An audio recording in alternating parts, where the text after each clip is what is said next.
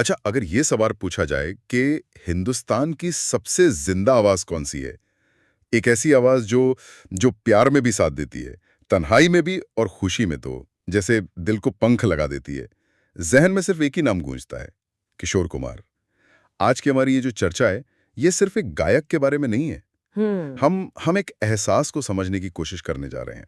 हमारे पास जो भी जानकारी है, उसके जरिए हम उस आवाज के पीछे की कहानी, उस इंसान के अंदर के विरोधाभास और उस जादू को, आप कह सकते हैं, डिकोड करेंगे। बिल्कुल।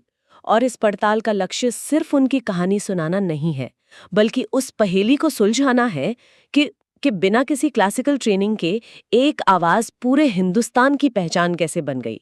ये सिर्फ संगीत का इतिहास नहीं है, ये एक तरह से भारतीय सिनेमा के मनोविज्ञान को समझने जैसा है। बिल्कुल। तो चलिए कहानी को एकदम शुरू से शुरू करते हैं। 4 अगस्त 1929, मध्य प्रदेश का एक छोटा सा शहर है खंडवा। यहाँ आभास कुमार गांगुली का जन्म होता है।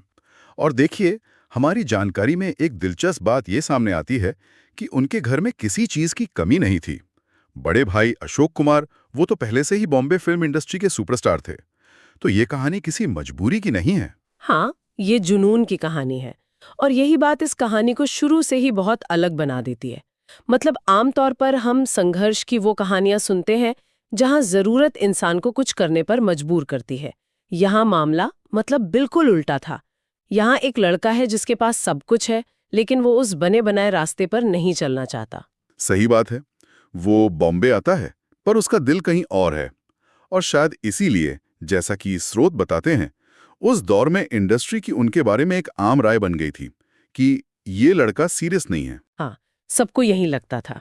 और अगर हम इस नॉन सीरियस टैग को आज के नजरिए से देखें तो शायद यही उनकी सबसे बड़ी ताकत थी। देखिए, जो लोग नियमों को बहुत गंभीरता से लेते हैं ना, वो अक्सर उन्हें तोड़ नहीं पाते। किशोर कुमार किसी नियम में, किसी परंपरा में बंधे ही नहीं थे। उनपे वो अच्छा गायक बनने का कोई दबाव नहीं था। बिल्कुल। हाँ। और इसी नॉन सीरियस रवैये ने उन्हें वो आज़ादी दी जो उस दौर के किसी और गायक के पास शायद नहीं थी। वो एहसास से गा रहे थे, सुर के व्याकरण से नहीं। और ये एहसास पहली बार पर्दे पर सुनाई दिया 1948 में फिल्म जिद्दी के एक गाने से। लेकिन यहाँ कहानी में एक बहुत लंबा ठहराव आता है। मतलब पहला गाना 1948 में आया, लेकिन जो तूफान हम सब जानते हैं वो आया 1969 में। पूरे 21 साल का फासला। ये बात मुझे हमेशा बहुत हैरान करती है। ये एक बहुत ही जरूरी सवाल है। इन 21 सालों में वो गायब नहीं थे। वो एक सफल और काफी लोकप्रिय एक्टर थे। एक कॉमेडियन के तौर पर उनकी अपनी एक पहचान थी। चलती का नाम गाड़ी, हाफ टिकट, पड़ोसन। अरे वाह, वो तो हीरो थे उन फिल्मों के। हाँ, बिल्कुल। तो इंडस्ट्री उन्हें एक गायक के तौर पर देख ही नहीं रही थी। वो एक ऐसे एक्टर थे जो कभी-कभी गा भी लेते थे। अच्छा, तो ये कहा जा सकता है कि उनकी एक्टिंग की जो सफलता थी, वही उनकी गायकी की राह में एक रुकावट बन रही थी। बिल्कुल। उन्हें उस कॉमेडियन वाली छवि में टाइपकास्ट कर दिया गया था। उनकी आवाज को उस दौर के बड़े संगीत निर्देशक वो गंभीरता से ले ही नहीं रहे थे। एस.डी. बर्मन जैसे कुछ ही लोग थे जिन्हें उनकी प्रतिभा पर पूरा यकीन था, लेकिन ज्यादातर के लिए वो बस अशोक कुमार के भाई थे जो अच्छी कॉमेडी कर लेते थे। और फिर 1969 में एस.डी. बर्मन ने एक बहुत बड़ा दांव खेला। फिल्म आराधना, एक नया अनजान सा हीरो राजेश खन्ना, और गाना मेरे सपनों की रानी कब आएगी तू। वो एक गाना नहीं था, वो एक धमाका था। जो जानकारी हमारे पास है उसके मुताबिक तो उस एक गाने ने सब कुछ बदल दिया। सब कुछ। वो सिर्फ एक गाना नहीं था, वो एक सांस्कृतिक घटना थी। उसने सिर्फ किशोर कुमार को एक, आप कह लीजिए, बी ग्रेड गायक से ए ग्रेड गायक नहीं बनाया। इस गाने ने राजेश खन्ना को हिंदुस्तान का पहला सुपरस्टार बना दिया। आवाज और चेहरा ऐसे मिले जैसे वो एक दूसरे के लिए ही बने थे। सोचिए, एक आवाज में इतनी ताकत कि वो एक नए चेहरे को पूरे देश का सपना बना दे। और फिर तो ये सिलसिला रुका ही नहीं। देवानंद का वो स्टाइल हो या फिर अमिताभ बच्चन का एंग्री यंग मैन वाला किरदार, दोनों को एक ही चीज जोड़ रही थी, किशोर दा की आवाज। मतलब ये कैसे मुमकिन है? एक ही आवाज देवानंद के रोमांस और अमिताभ बच्चन के हुस्से दोनों को कैसे सही ठहरा सकती है? इसका जवाब इस बात में छिपा है कि किशोर कुमार सिर्फ गा नहीं रहे थे, वो अपनी आवाज से अभिनय कर रहे थे। हमारी जानकारी यही बताती है कि रिकॉर्डिंग से पहले वो एक्टर से मिलते थे, उसके मैनरिज्म को समझते थे। जब वो देव आनंद के लिए गाते थे तो उनकी आवाज में एक हल्की सी उछाल, एक एक लड़कपन होता था। और जब वो अमिताभ बच्चन के लिए गा रहे होते तो उसी आवाज में एक भारीपन, एक ठहराव आ जाता था जो उस किरदार के अंदर के तूफान को दिखाता था। वो सुर के साथ साथ किरदार की आत्मा को पकड़ रहे थे। और जो बात इस अभिनय क्षमता को और भी हैरान करने वाली बनाती है वो ये है कि इसके पीछे कोई सालों की ट्रेनिंग नहीं थी। स्रोत तो साफ कहते हैं कि उन्होंने कभी संगीत सीखा ही नहीं। ये कैसे हो सकता है? बिना संगीत के स रे ग सीखे कोई इंसान सुरों से ऐसा खेल कैसे कर सकता है? यही तो उनकी प्रतिभा का सबसे बड़ा रहस्य है। क्योंकि उन्होंने कोई औपचारिक तालीम नहीं ली तो वो नियमों में बंधे नहीं थे। इसे ऐसे समझिए, जब आप मेरे नैना सावन भादों सुनती हैं तो उसमें शास्त्रीय संगीत की समझ और पकड़ साफ झलकती है। हाँ बिल्कुल, लगता है किसी उस्ताद ने गाया है। सही बात है। पर फिर जब आप ईना मीना डीगा सुनती हैं तो उसमें कोई रागदारी नहीं है। वो तो एक रिदम का खेल है, शब्दों को तोड़ने मरोड़ने का, आवाज के उतार चढ़ाव का जादू है। उनकी असली कला इस बात में थी कि वो जानते थे कि किस गाने को नियम से गाना है और किस गाने को नियम तोड़कर। मतलब वो गाने के मूड को पकड़ते थे, संगीत के व्याकरण को नहीं। एकदम सही। वो किसी राग या ताल के बंधन में थे ही नहीं। वो सुर नहीं, एहसास लगाते थे। और यही वजह है कि उनकी आवाज में एक नाटकीयता थी, एक ड्रामा था।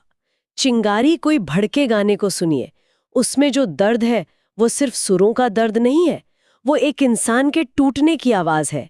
जब वो भड़के शब्द पर जोर देते हैं तो लगता है जैसे सीने में सचमुच कोई चिंगारी भड़की हो। ये तो एक्टिंग है, वोकल एक्टिंग। बिल्कुल। इसी वजह से 5000 से ज्यादा गाने और 8 फिल्म फेयर अवार्ड्स, जो आज भी एक रिकॉर्ड है। तो माइक के पीछे का ये इंसान कैसा था? मुझे एक बात हमेशा हैरान करती है और हमारी जानकारी भी इस पर इशारा करती है। एक तरफ वो दुखी मन मेरे जैसा गहरा गाना गा रहे हैं और दूसरी तरफ सेट पर पेड़ों से बातें करने वाले किस्से हैं। इन दो किरदारों में कोई तालमेल ही नहीं लगता। हम इस विरोधाभास को कैसे समझें? ये विरोधाभास ही किशोर कुमार की असल पहचान है। इंडस्ट्री में उन्हें मूड का राजा कहा जाता था। कोई नहीं जानता था कि वो अगले पल क्या करेंगे। उनके मनमौजी होने के किस्से भरे पड़े हैं। एक किस्सा तो बहुत मशहूर है। एक प्रोड्यूसर ने जब उनके आधे पैसे नहीं दिए तो वो आधी मूंछ और आधे बालों के साथ सेट पर पहुंच गए। जब प्रोड्यूसर ने पूछा ये क्या है तो उन्होंने कहा आधे पैसे तो आधा मेकअप। हाँ, और एक और किस्सा है कि एक प्रोड्यूसर से नाराज होकर उन्होंने अपने बगीचे में सारे नोट एक पेड़ से बांध दिए और उससे कहा जब जरूरत हो पेड़ से तोड़ लेना। कौन करता है ऐसा? कोई नहीं। और शायद यही उनकी कला का राज भी था। वो दुनिया के बनाए नियमों के हिसाब से नहीं चलते थे, न अपनी जिंदगी में न अपने संगीत में। हो सकता है कि ये उनका एक डिफेंस मैकेनिज्म हो, इंडस्ट्री की राजनीति से खुद को बचाने का एक तरीका। या हो सकता है कि वो वाकई ऐसे ही थे, एक जीनियस जिसके लिए दुनिया के नियम कोई मायने नहीं रखते थे। लेकिन सबसे खास बात यह है कि उनका मूड कैसा भी हो, जैसे ही रिकॉर्डिंग रूम की लाल बत्ती जलती थी दुनिया चुप हो जाती थी और सिर्फ उनका हुनर बोलता था। तो एक तरफ इतनी बड़ी कामयाबी और दूसरी तरफ एक ऐसी शख्सियत जिसे समझना मुश्किल था।